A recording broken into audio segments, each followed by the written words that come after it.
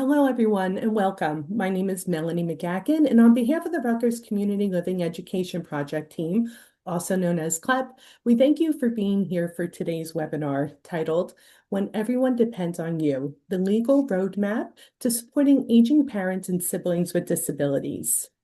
Today's session is part of the Caring Across Generations, a webinar series for families of individuals with intellectual and developmental disabilities.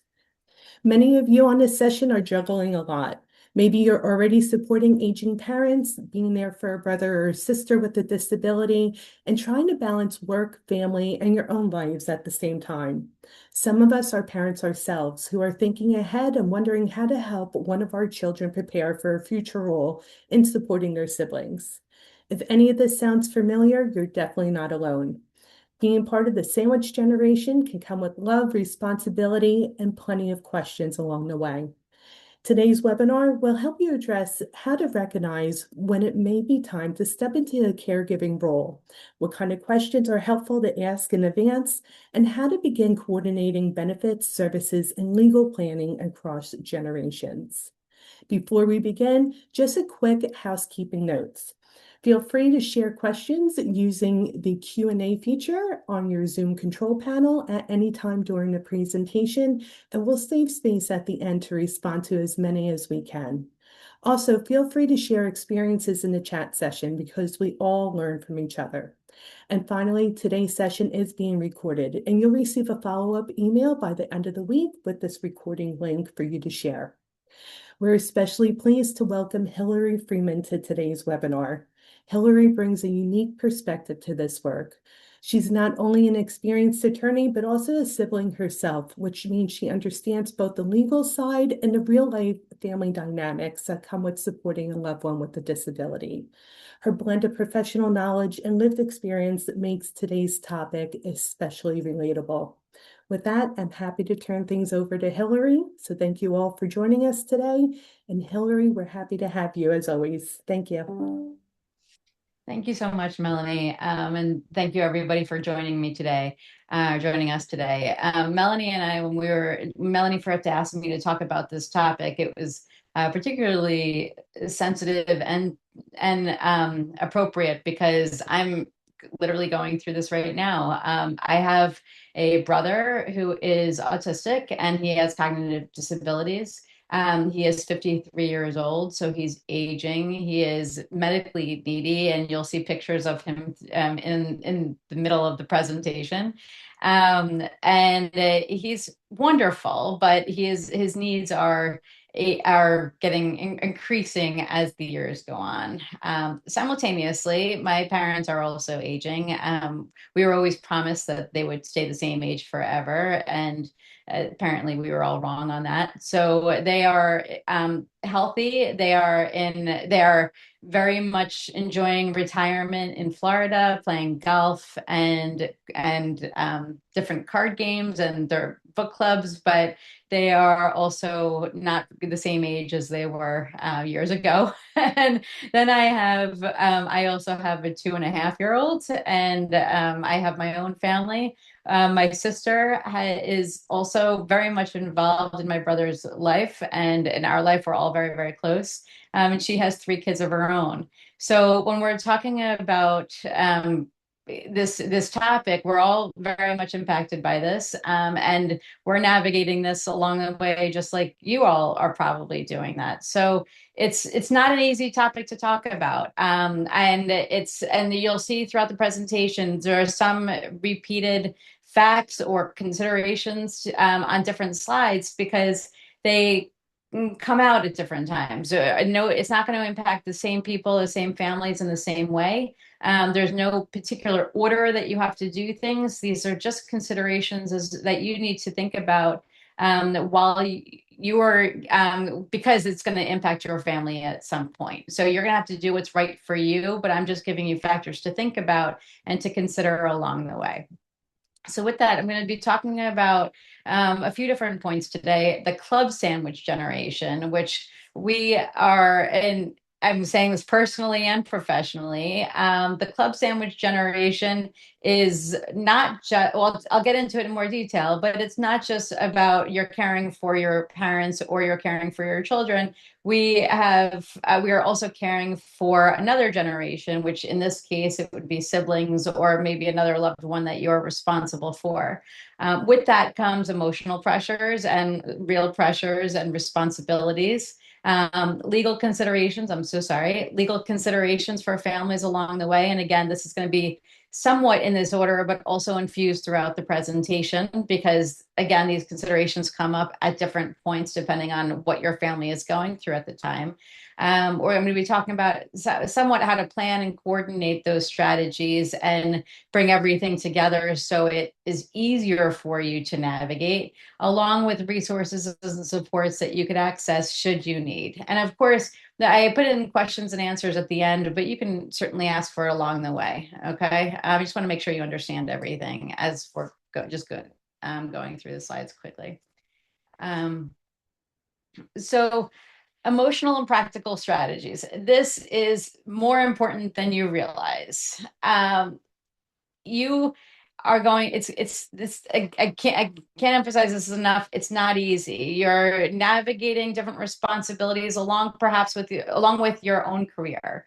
And it seems impossible at times, especially when certain things hit you at the exact same time. So, for example, my brother I mentioned is medically needy, along with he has his behavior challenges. But right now, and for the past, I want to say 6 to 8 months, he's been having a ton of seizures, and we're just trying to get them under control. We're having a very difficult time doing that. And he is constantly, and he also, by the way, lives in a group home. So we are trying to get his seizures under control. So sometimes he goes to the hospital for extended periods of time. Sometimes he goes to the doctor. Sometimes he's at home and we're just monitoring his seizure activity, along with monitoring his medication and the impact it has on his behaviors and his mood and what medications do. So and his health and making sure that's working.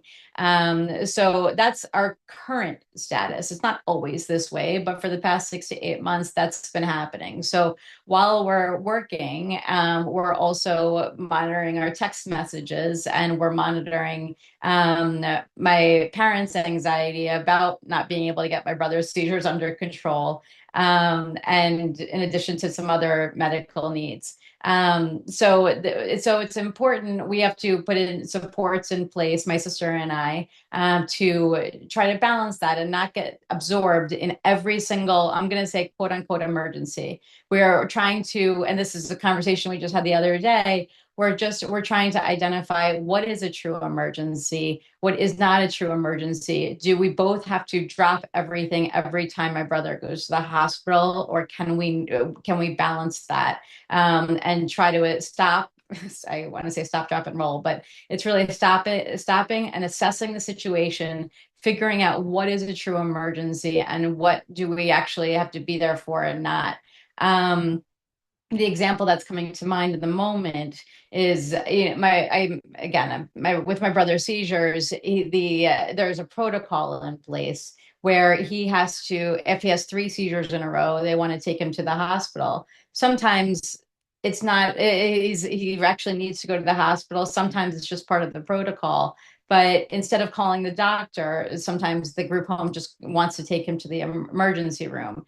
And I'm not going to stop medical care. If they think that they're in the situation, if they think that it's important, that's the appropriate thing to do. I'm not going to stand in the way, but we don't always have to go with them to meet them there. They're wonderful staff. We trust them. We don't always have to drop everything to go there. We can be available by phone. And if we need to be there, we can be there. And I can be there very quickly because I'm 15 minutes away.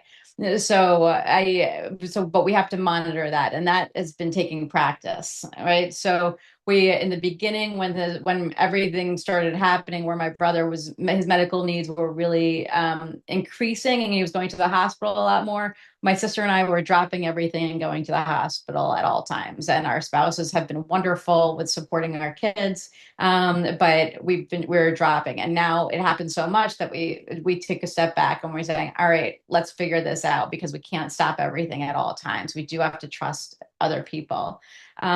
With that comes the support network. We're fortunate to have spouses that are wonderful and are very flexible and understanding of our situation. We have friends who can help with identifying medical care should we need it. And I have to say, my brother has been in the same program since he was 21, on a residential basis. He was in the school since he was 11 in the same school. And we have the best support team we've ever had right now. We've had this for the past few years, and we trust them immensely. So that has helped us navigate all of these challenges significantly, because the support team is so large and wonderful. We also you have incorporated technology into our family communications. So if my mother sends a quick text that my brother had a seizure, we now have a chat of my brother's medical needs. It's literally called Brian's medical needs, so we can all keep track of what if his medicine has changed, if he's had seizures. We can all step in and understand, hopefully, what the trend has been, to report it to the doctor should we need to step in.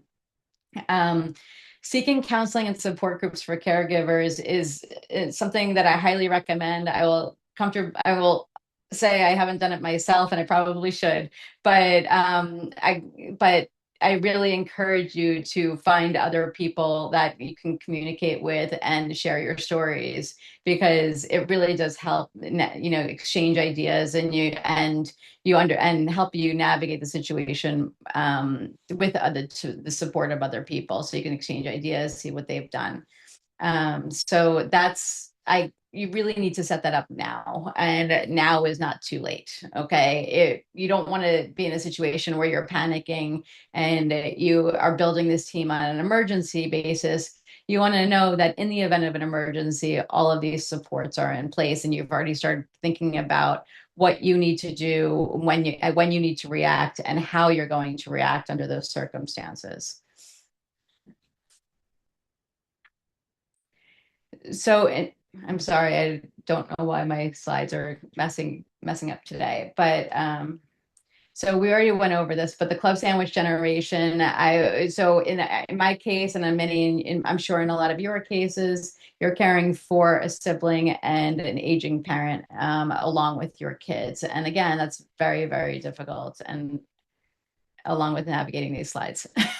um, so this is my brother.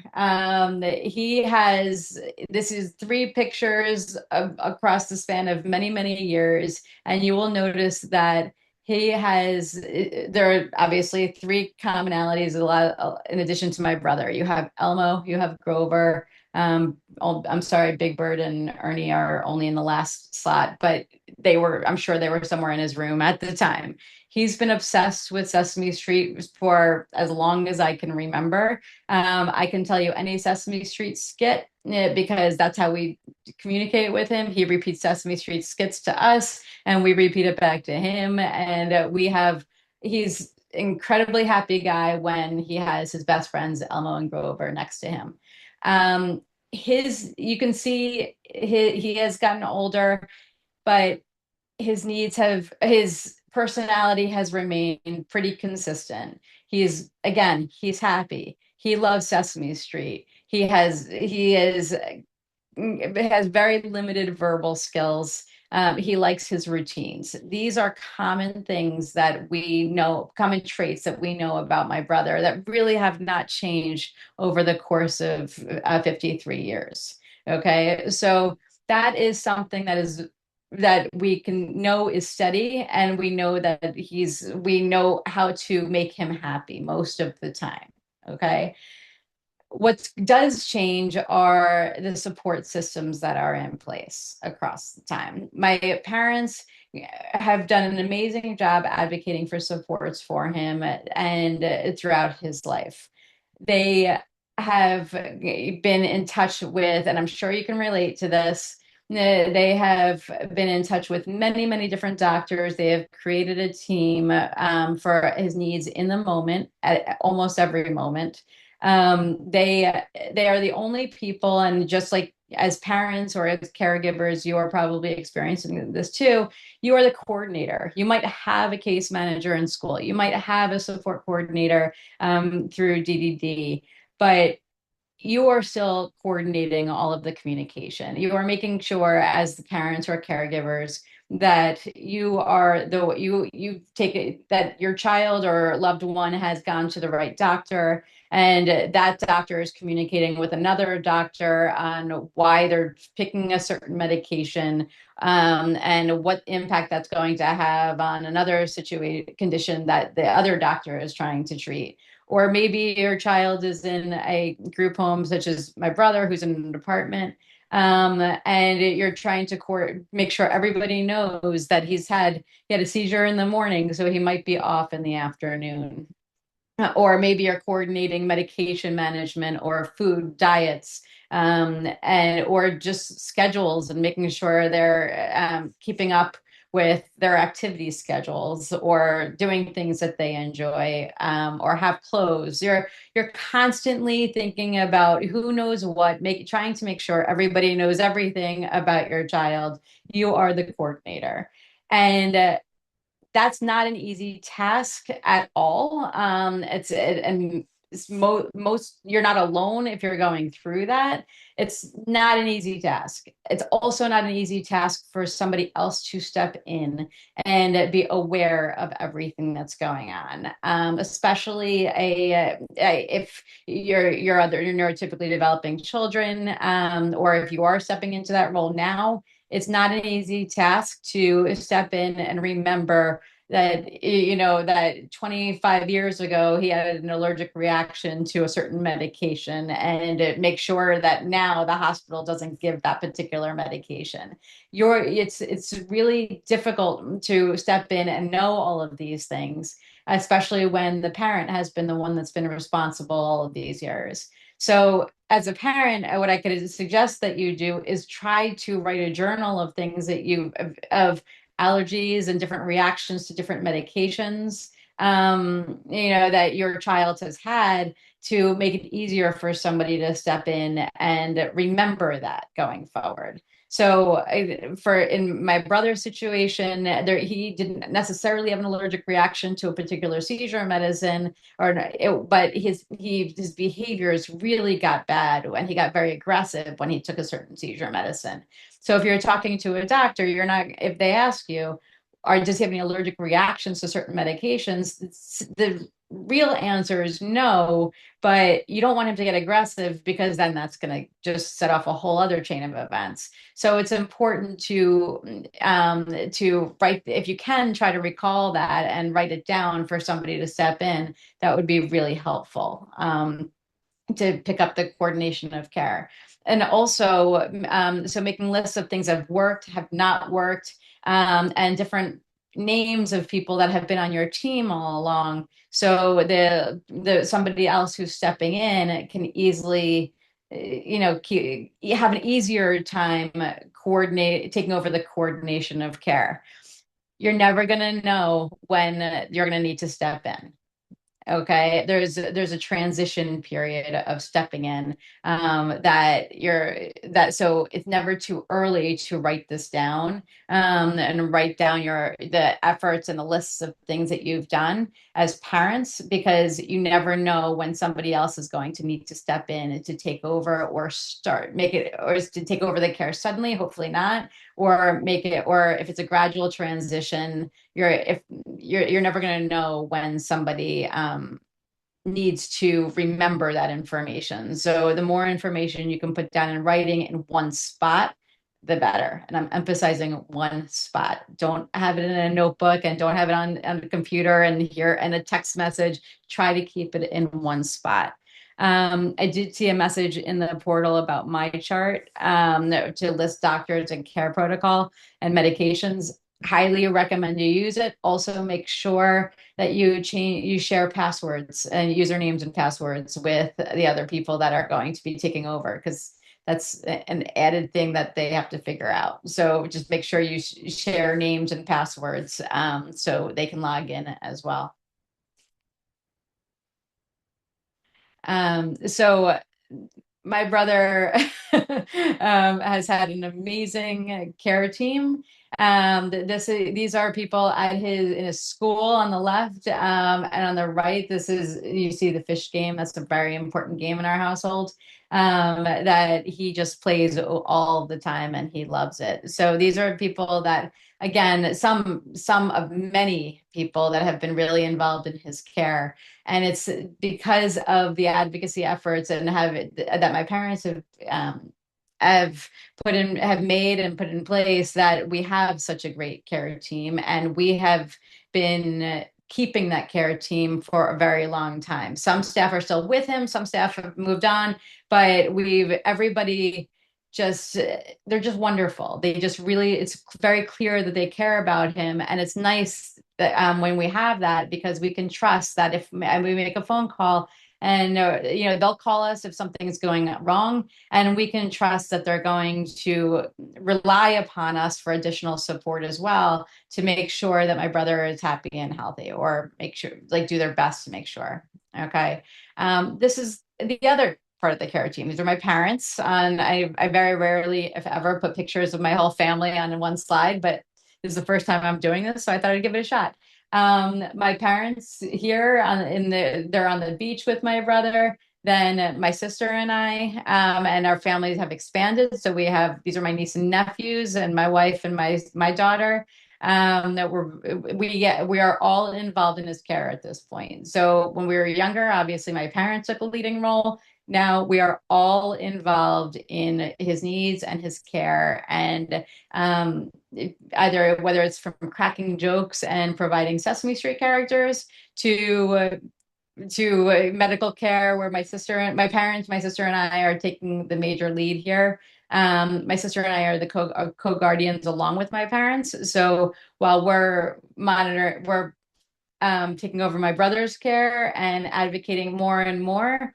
My parents are still involved, and fortunately we're able to do this gradually, so they can keep us and they can remember to tell us things as different things come up. Yeah. Okay. So the big question, how and when do you step in as a caregiver? Again, not an easy answer to have. You're going to have to play it a little bit conservatively depending on your family. I can tell you, again, my parents I like to joke around and say they're control freaks, but there's a reason for that. They have been trying to control and navigate a situation for 53 years. They have passed on this control freakiness to my sister and I. They are, it's very hard. It's a difficult transition. It's not just personally. I've encountered the situation several times professionally, where parents have been navigating this role for such a long time, and then their neurotypically developing siblings are stepping up, or somebody else is stepping into that role, and they're really anxious about giving up some of that control. So when your parents age, their anxiety is likely going to increase anyway. And now we're talking about giving up some control that they've been doing for probably not just 18 years. It's probably been significantly longer than that, and they don't know what that looks like. So that is incredibly hard for the parent. And now you're approaching a situation to step in. You're saying, all right, I need to take over some of this. And at the same time, I need to tell you that I need to take over for this particular role. And if you can do it gradually, that's wonderful. I really hope you're not in a situation where you have to do it suddenly. But there are certain steps that you might need to take over gradually and sooner than you were expecting. My sister and I have, fortunately, so when you have two control freaks trying to navigate the situation, it's scary at first. And what we've realized is my sister is much better with medical needs. So I'm involved in certainly the medical care. We're both involved in every single role, but she is much better with remembering the medications and talking to doctors. And I'm obviously more helpful on the advocacy side when it comes to coordinating his care, because this is what I do for a living. So in terms of making sure we have the proper documents in place, making sure that if he needs a certain support from that's funded by the state, that we're taking. I'm the one that's usually taking steps to make sure that make that happen. I'm also explaining to my parents how certain things have changed in the state, and we might advocate for something a little bit differently than they had in the past. So my sister is really has when we know that there's a medical issue, my sister, if she can, she contacts the doctors immediately, or she might she's the number one person to go to a medical appointment, where I would be more involved in going to the ISP meetings or IHP meetings, or talking to the staff at his group home or in his program. So we've naturally fallen into that role. If you can, you could just figure out what each other's strengths are if you have siblings. That so you're not taking over the responsibility entirely. To the extent that you can split it up, that's I highly recommend that you try to do that. So that's something that you can do as a team, but we're navigating this all at the same time. Okay. You that might not be your situation, but that happens to be our situation. So you're recognize we're constantly talking to each other. We're also talking to my parents. Thank God we're able to do that. And we're slowly taking over, like making more phone calls and going to doctor's appointments. My mother has said recently that it's just harder for her, and I get it. This is a lot, and she's aging and managing medical care on for from both of my parents. It's just hard for her, so we're trying to step up where we can.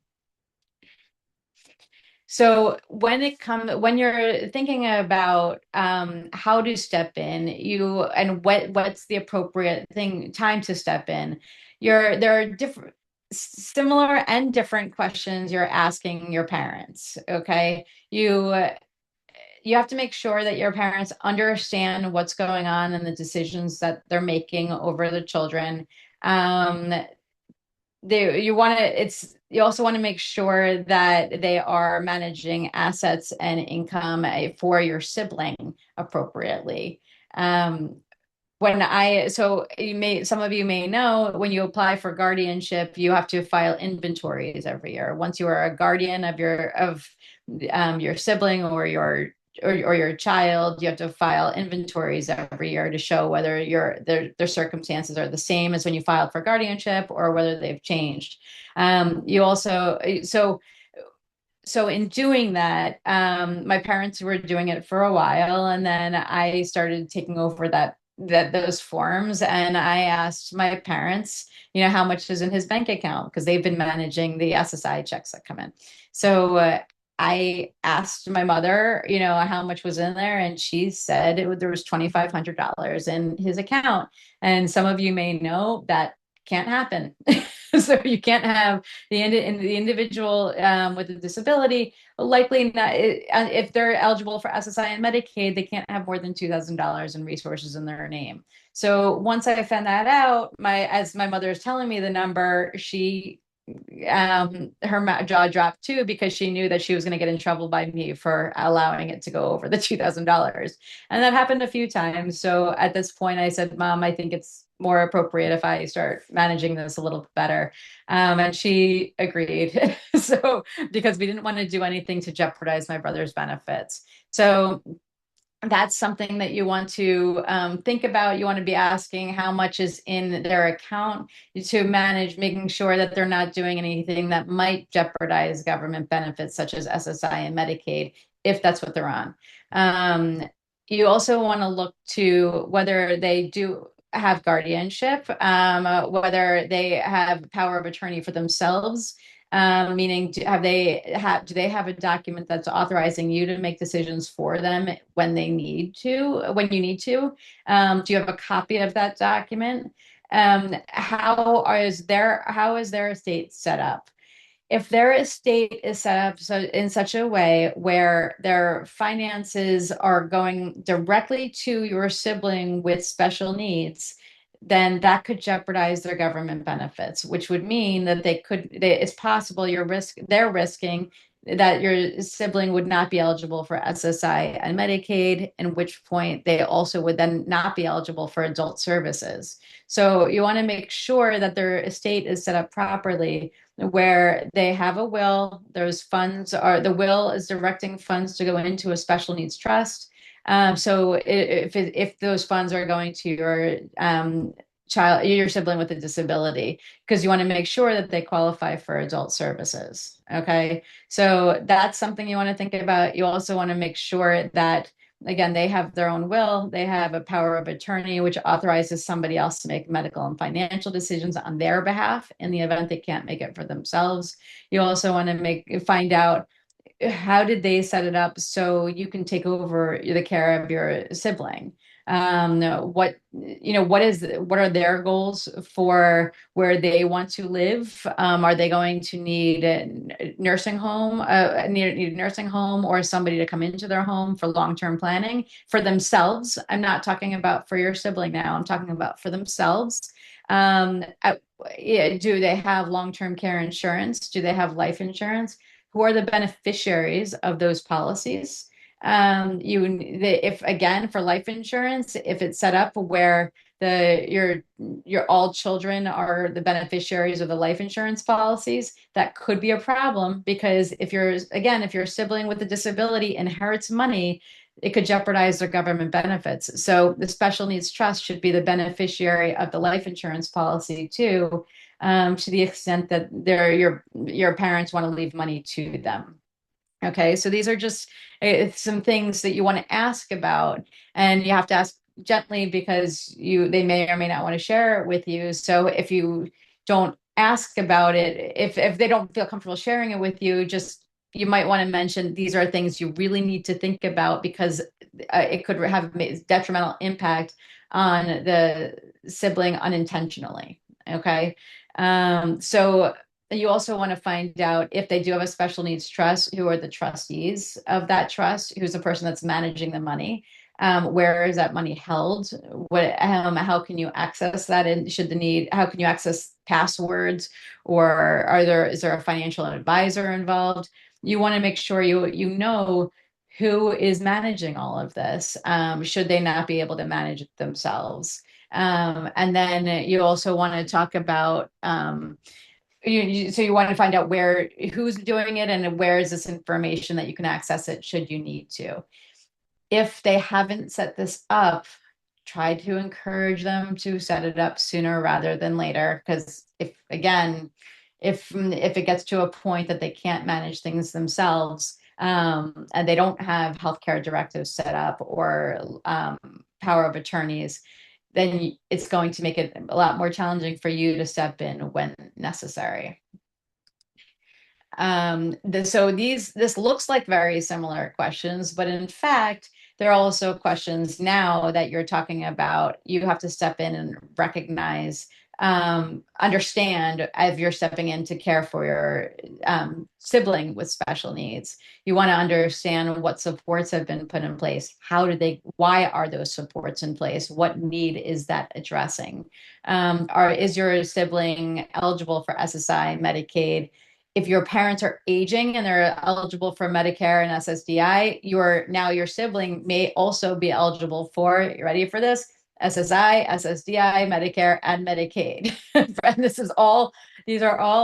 is money and these are benefits to address food, shelter, clothing, and medical needs. So this is something that you just want to understand more in terms of how much money can they have in their name? How's that money being held?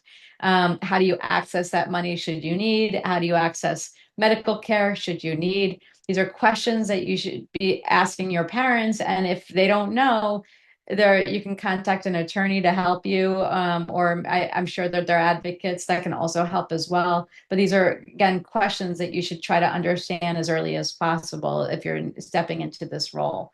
Once you understand this, it'll be easier. Okay. It's just a lot in the beginning to navigate. And I'm just trying to help you understand these considerations now so you don't have to do it all at once, because it's much harder to do it all at once, as I'm sure you can imagine. Um, and then you also want to figure out this guardianship. This is something, my advice, I will say, has changed over the years. So when I first started out in my career, or I should say earlier on in my career, I was telling parents that, and there's no right or wrong here, by the way, but my advice has changed based on experience. I was telling parents, you might not want to appoint your children as the guardians along with you at the same time, because they have the same, once, if they're co-guardians with you, they have the exact same ability to make decisions as you do. And if your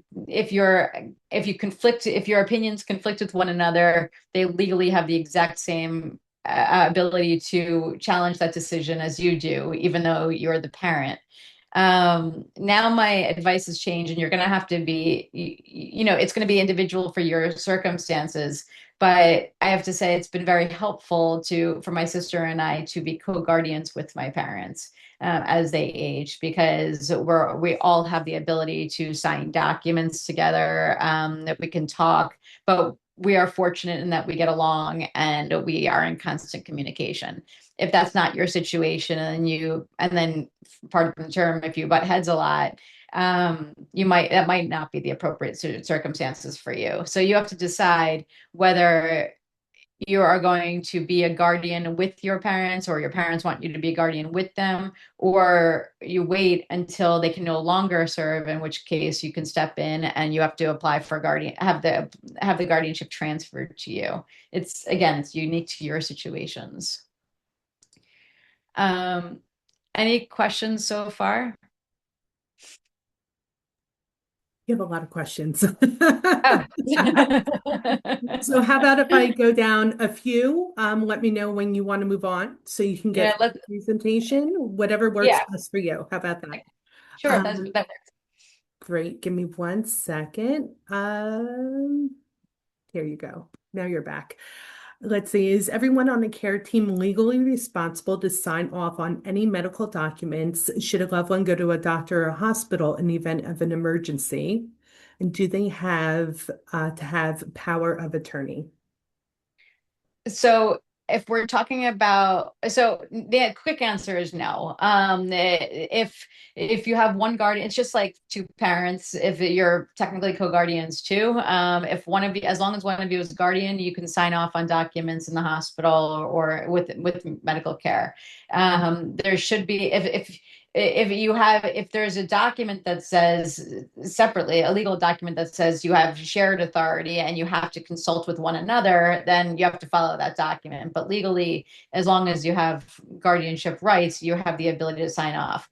And I'm emphasizing, when you talk about care team, it's a tricky question. So because if your care team involves people like in a group home, then they probably don't have guardianship, and they're going to have to consult with you as the guardian to make medical or financial decisions. If you're talking about family members who are actually appointed as guardians, most of the time, either one of you can make decisions. But I strongly encourage you to consult with one another regardless, but you're not legally obligated to. Great. Next question. How do you find support groups? Do you have specific resources or I can offer some? Melanie? Okay. So I would usually call Hillary. No, I'm kidding. So I will say there are a lot of Facebook pages that have become fabulous resources for families. The page itself There are many pages. You can, even search just New Jersey developmental disabilities. There are many groups that will pop up. Some towns, counties, even you can do more of those micro searches. You could search specifically by a disability on Facebook, different social media sites. I think that those are great options. So often the page itself will offer a lot of information, support, and resources.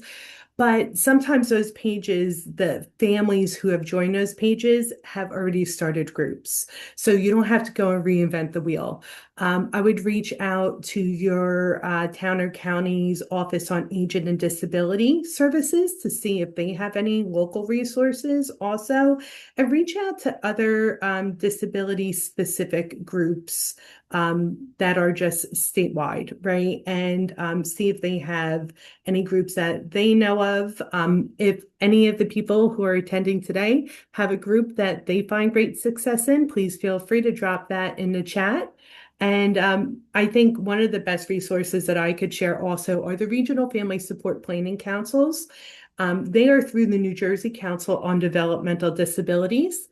I believe Kyoko Coco is actually on today's session. So Kyoko, we would invite you to drop a link in the chat for the Regional Family Support Planning Councils. It's one or two counties that pair up. Every county in the state has a council attached to it, and it's local families that join in advocacy efforts to make sure that system changes are happening in a positive way for people with intellectual developmental disabilities. And also, it allows families to have a great connection with other families in their area for resources. So. Thanks. One point about Facebook groups or support groups, when you are joining a support group, some some people really know what to do and the right steps to take, and others have had different experiences and might not. They might be basing what they've done on their own circumstances that might not be appropriate for you. So just be careful with following the advice on Facebook. I'm not going to say it's wrong. Oh, I have no idea. I'm not monitoring every Facebook group, but if you can join a support group that has some sort of moderator that's a professional in the field. I'm not saying they have to be a lawyer, but if they've been if it's monitored or moderated by a professional in the field, they are more likely going to be able to identify when advice may or may not be correct. So I would just try to encourage you to go towards those support groups rather than just a random support group. Okay.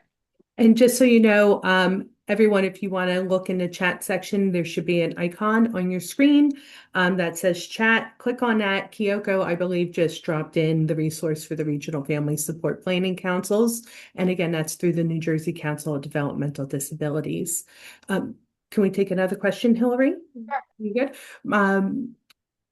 My developmentally disabled brother-in-law recently moved in with my wife and I. Would it be possible for my father-in-law, my wife, and myself to be made code guardians? I'm mostly wondering about me since I'm an in-law and not blood related. Yes. Yeah, you get, as long as you're just part of the guardianship process. If guardianship hasn't been established yet, then you're going to need to move forward with the full application, and that's a conversation for the next webinar. But if guardianship has been established and you are transferring guardianships or guardianship or adding guardians, you can apply as part of that because you're involved in their care. You probably will need to do a background check because that's on the newer side of one of the requirements. That's your background checks are required if you're not the parents when you're applying for guardianship. So that's the only nuance. Great. And do you believe that in some cases that parents may not have all the answers and need to trust others? My kid sees us as a trigger to behaviors where everyone else thinks he's an angel. Parents could be, but that's often because they feel the most comfortable or they've established a routine. I think it's pretty well known in my family. If my mother is watching this, I'm sorry, but I think it's pretty well known in my family that my brother is obsessed with his iPad, and he only asks for it when he's with my mother or he sees her. And if he doesn't get it when my mother is there, he acts out. And so that doesn't mean they have a bad relationship. They have a wonderful relationship, but there are some associations that my brother has made, for example, that do trigger behavior. So you can work with the behaviorist to try to shift that behavior. I'm not going to say it's going to be an easy task, but that's maybe something that you can consider doing or ask for additional support. And I will share just from my personal experience, I'm like Hillary's mom, right? But I will say is I probably know him the best. I'm the one who's probably the closest that he feels most connected to, but I'm also the one that my son has the most patterns, routines, and rituals around. So, yeah, I think that's where, right, going for more of that, what I'll call collective approach, right? When we say, who knows the person best, a lot of times I say, I know my son in my environment, right? His group home man, my son does live in a provider managed setting. His group home manager knows him beautifully in that setting, right? Some of his support team know a very different him when he's out in the community. So it's really pulling the collective voices together to get that full picture of who knows that person best, right? A well-rounded picture of that person. And also, if possible and when possible, pulling that person's voice into the conversation always. So, Yeah. um, Hillary, you have a very personal recommendation coming in from a friend, so I'll leave that in the chat for you. And let's get to one more question before we let you move on. How about can individuals with developmental disabilities and or intellectual disabilities have life insurance? Can they have life insurance? Yes, you could be the owner of the life insurance as a parent or a guardian, and the beneficiary, or you can name the trust as the beneficiary. But yes, they can have life insurance as well. Great. Do you want to get through your presentation and we'll get through the other questions? Sure. Is that good? Um, Thank you, Melanie. Sure. And thank you, everybody. And keep the questions flowing. And for the first time, I don't think I put my email address on here, but you can certainly reach out with any other questions. I think Melanie can probably send it out as well. I'll put it in It's chat. Hillary okay, yeah, Hillary at freemanlawoffices.com. So this question is a really big one. When you're stepping into the role to take care of your sibling, if you have siblings as well, you have to understand, how are you going to do it? Who's stepping in to do what decisions need to be made, and do you have the actual authority to step in under those circumstances? If your parents had guardianship and have guardianship and it has not been transferred to you, you have no authority to step into that role when you need to. Your parents can write a document basically authorizing you. It's the power of attorney. They can authorize you to make decisions while they have guardianship. They can authorize you to make those decisions. Some people will honor that, other people will not. I think it probably largely depends on what decisions need to be made in that moment. But that is something like in our office, we do set up wills and trusts. In the will, and then we also do their power of attorney. We will say in the power of attorney, for the parent, let's just say I'm appointing my daughter to step in when when I can't act for myself. I'm appointing my daughter to make medical decisions for me, meaning my mother. Okay. And then and to the extent any decisions need to be made for my son, I'm also authorizing her to make these decisions for my son as well, or act in that capacity as well. So we do it collectively in one document. We list in the power of attorney what powers we are authorizing somebody else to make. Because again, they may be alive but not be able to make certain decisions, so they're authorizing somebody else to make decisions for them, and they should all that hopefully at the same time they're authorizing you to make decisions for the your sibling with a disability as well. That's just an example. I tried to illustrate it as best as I could. I hope that made sense. But that's something that you should be making sure there's a document like a power of attorney that's authorizing you to step in when you need to. And also, you might need to consider whether you should be added on to the guardianship or take over the guardianship, and at what point that's appropriate for your family.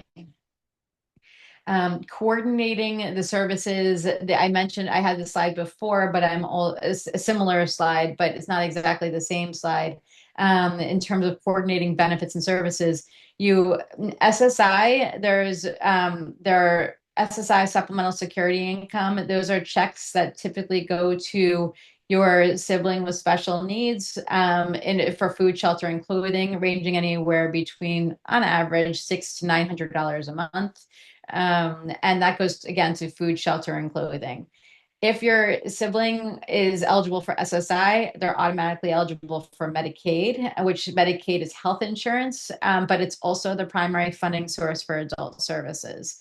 So those two, in order to be eligible, your sibling with a disability can't have more than on average $2,000 in their name and $2,000 in resources in their name. There are exceptions to that cap, but that's the general rule of thumb. So you have to look to how much do they have in their name? How, are they inheriting money? What does that look like? Is there money in the trust? Are you the trustee of that special needs trust? And do you understand what that means to be the trustee of that special needs trust? If your parents are aging and they're still around, your sibling might be eligible for Medicare, which gives them more money, probably ranging on average $1,600 a month versus the $600 to $900 a month. That's a different eligibility. It's different qualifications for eligibility. Excuse me. You also might have different benefits locally and at the state level based on your county or based on what DDD might be providing, DDD being the Division of Developmental Disabilities. Um, you want to make sure that your sibling is not set up to lose those benefits or at risk of losing those benefits, because if they're no longer eligible for Medicaid, that's likely going to impact you as the sibling, because you're going to have to figure out who's going to support them during the day and night when you're I don't want to sound dismissive, but you're also having other responsibilities and managing your other responsibilities. You want to try to get this care team in place. There are some programs that are developing teams to coordinate medical care. So the doctors are talking and you just give them the consent and they talk on a regular basis. If you can try to identify providers that really can communicate easily, I'd strongly encourage it. It will make your life much easier. You also want to figure out who's taking care of everybody. You can't do it all. You just can't. It's impossible. You can't do it all. So you have to put what supports can be put in place to help care for your sibling with a disability if they need additional supports. And also, what's the plan for your parents? Are they going to move in with you? Are they going to live by themselves with in-home nursing care? Will they need to go into a nursing home? Are there assisted living apartments or houses that might be more appropriate? You want to think about what level of support they might need and how that's going to be provided. So you try to find that information out as early as possible from your parents. And then home care, adult day programs, respite care.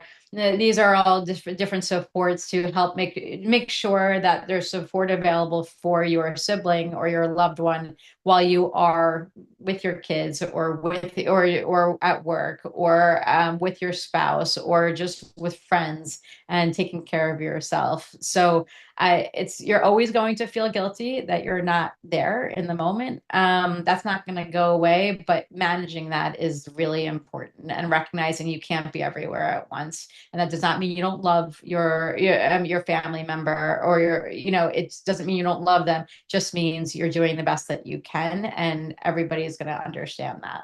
And then I mentioned community resources and support groups. There are tons. I listed a few later on. And so there's CLEP, Autism New Jersey, POAC, Plan of New Jersey. Plan of New Jersey is a nonprofit agency that can serve as trustee of a special needs trust if nobody else, if you don't have anybody else to step in and serve as the trustee. They're wonderful. So if you need somebody, if you need a trustee and you don't have anybody, I highly recommend them. Support coordinators can help manage the care. With support coordination, those are the people that are managing the programs for adults. They're funded by DDD. A lot of them are wonderful, but if something doesn't sound right, meaning they say no to a certain service that your loved one needs, you might be able to challenge that because they are trained by DDD most of the time, and they might not be aware of all of the resources that are available. So just something to think about. Of course, it's really helpful to have a special needs lawyer involved who understands the system. I don't care if it's me or somebody else, but I strongly encourage you to form that relationship with an attorney that you can call if anything goes wrong, or if you just have a simple question, or you might need more advocacy services. I just encourage you to have somebody that have that relationship with someone. Elder law attorneys, if your parents might need Medicaid to fund their long-term care, an elder law attorney could help you with that. And then, of course, there are additional government resources.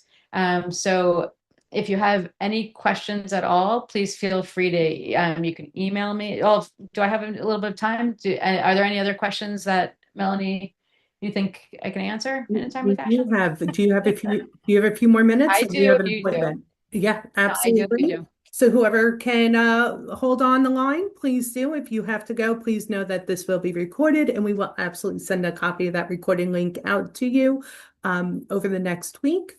So let's get to some of these other questions. Give me one second. I think it's a Zoom issue with the screen because mine's toggling back and forth a lot Should I too. stop sharing my screen? No, no, you're Okay. totally fine. It's perfect. So let's see. Is it true that you can only have one or the other, power of attorney or guardianship?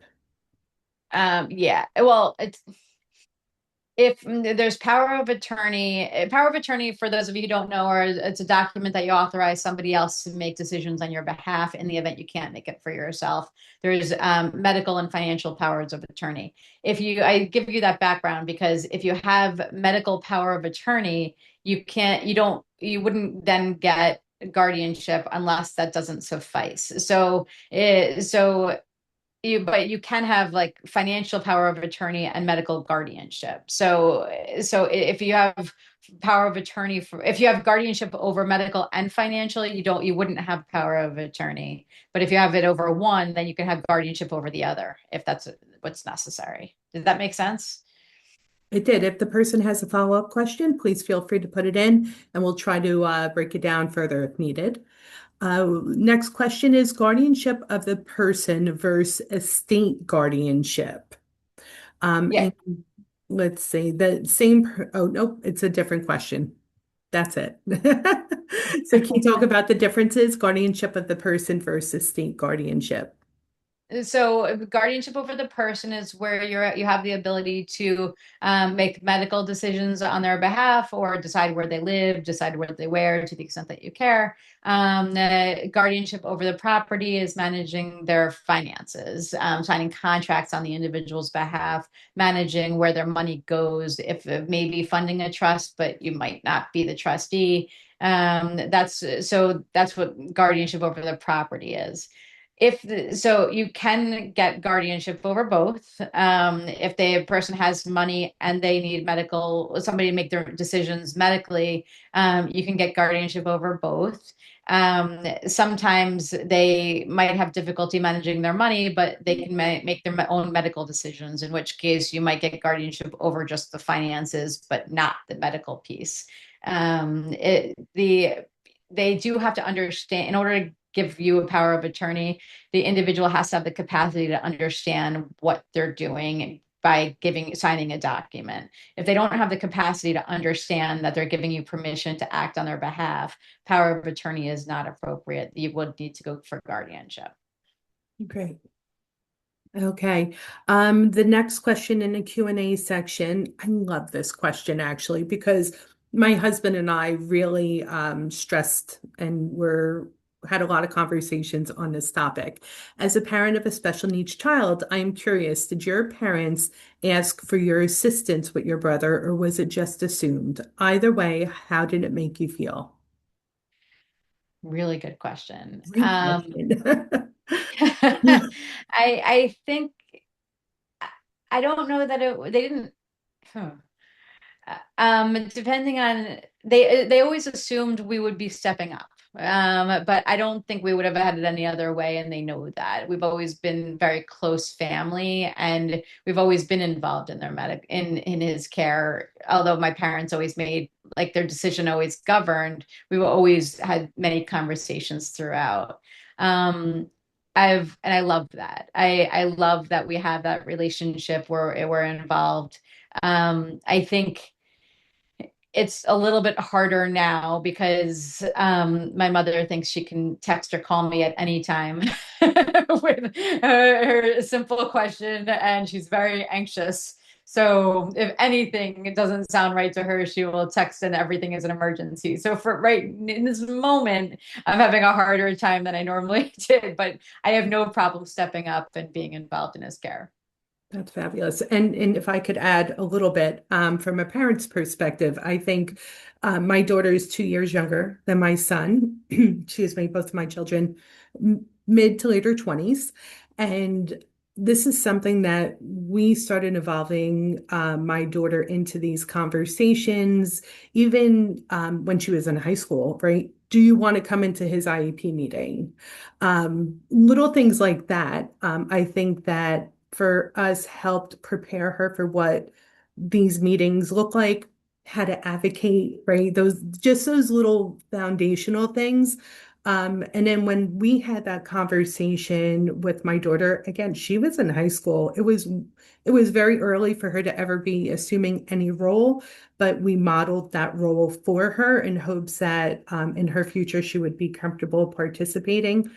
She has let us know that she is very dedicated to my son, but my son does have some extremely complex needs. And when Hillary talks about her mom's anxiety for her brother, I'm Hillary's mom. I hold that anxiety also. And again, my son lives outside of the family home. So for my daughter to learn at an early age how to navigate the system, to learn about the possibilities, to empower her with the information she needs for her future, I think is really important.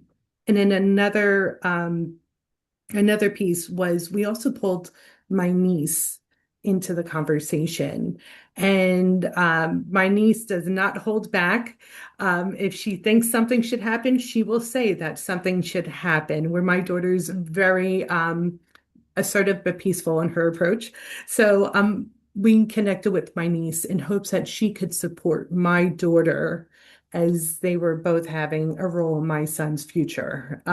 So Hillary, I think when you mentioned before, you and your sister playing very different roles for your brother, but you collaborate beautifully and talk over those roles that you're each comfortable doing. I think that really sparked something in me to have those conversations now moving forward. What are you comfortable doing?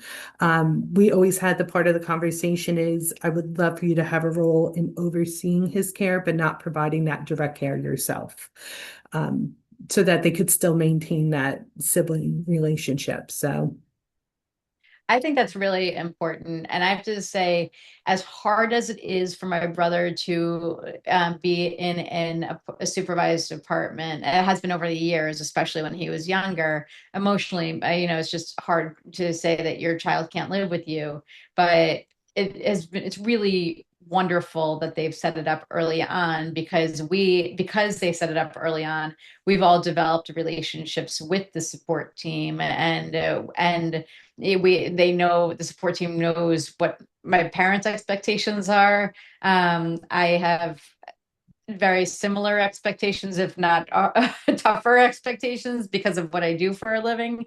But it's really been wonderful because we've all been able to establish those relationships, and there's no expectation that he's lived with any of us. Which, look, if he has to, he has to, and I'm very close with him. But it would also be very challenging, given with work and with caring for our family. So we're very close. He lives nearby. But we also, I know that there are supports available if we're not available.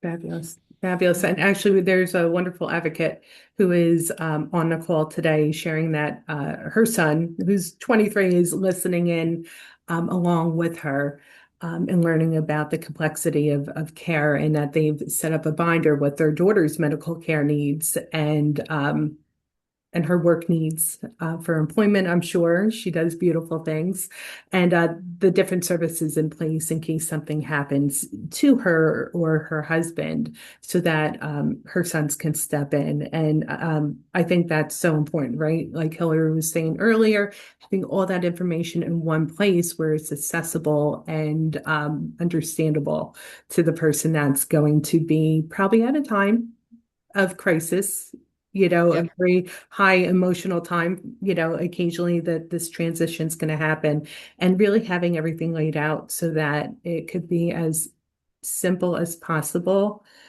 to navigate a very complex system during a very high emotional time. So, absolutely. We have someone asking what support is available if there is no one to take over care of your loved one. So I would reach out to DDD. I mean, you can certainly ask friends, but I would reach out to DDD because and make sure that your loved one develop a support team through different state agencies.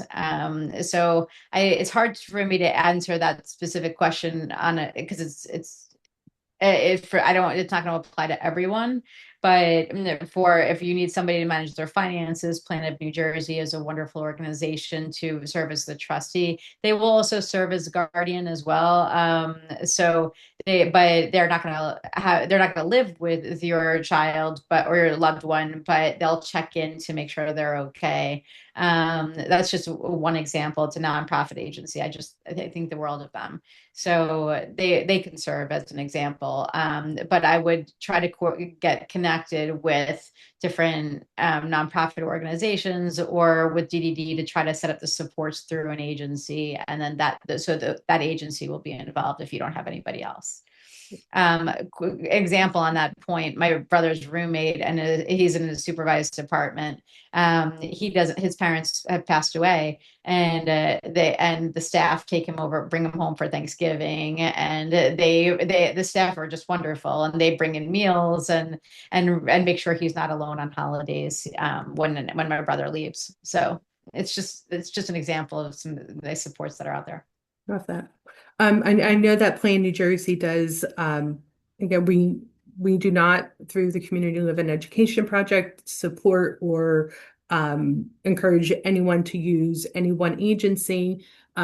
Melanie, as a parent, as a family member, I actually reached out to Plan New Jersey. Again, we actually have a webinar that they did for us in the past, talking about the role of guardianship that they could play for an individual that may need that level of support.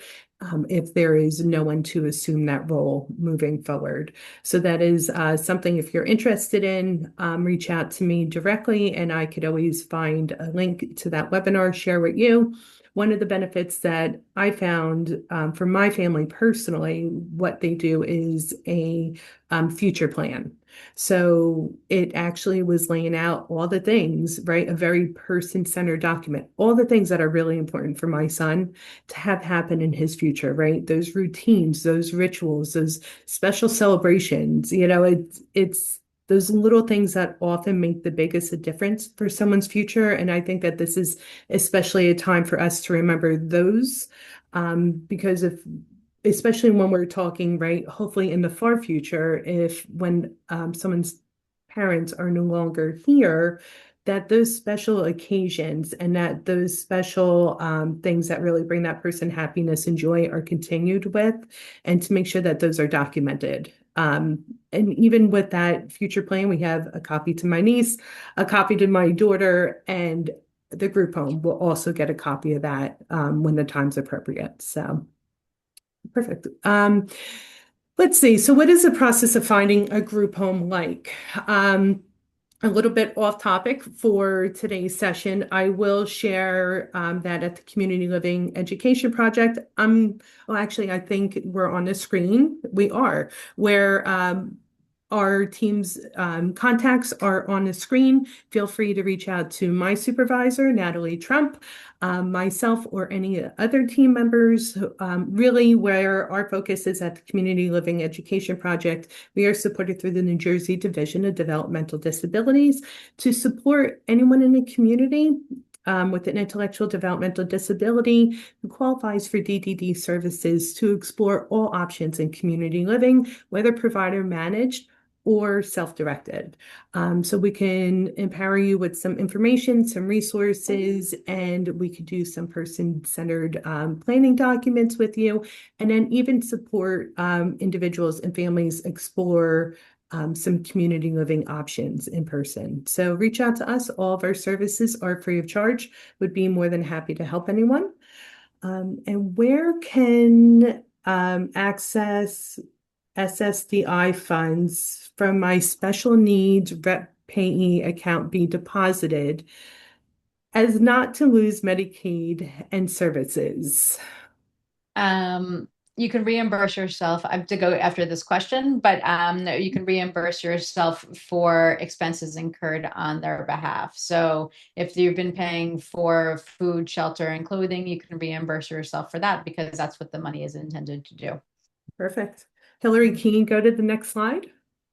Oh, sorry. Yep. Yes. Don't be sorry. So, Hillary, thank you so much. I know we're Thank way you over so time. much. We had so many questions. Always appreciate when you join us. We do have another webinar coming up. We will make sure to send that link out to you. That's going to be more of the sibling role in transitioning guardianship, I believe, and that will be next month. So we will definitely send out that link for registration if you haven't registered already. And as we're preparing to say goodbye today, you're going to see a quick survey pop up on your screen. Might take 30 seconds. It's the information that you provide us that allows us to better plan for information sessions like this that will better serve our community moving forward. And again, thank you to everyone for joining us. Hillary, thank you again. I have more people asking for your contact, so I'm once again dropping that. So it's at the bottom of the chat section, and I apologize that we didn't get to everyone's questions today. So again, join us next month. Hopefully we'll get to your questions at that time. Hillary, any closing words? No, thank you so much. It was nice talking to all of you, and feel free to reach out with any questions.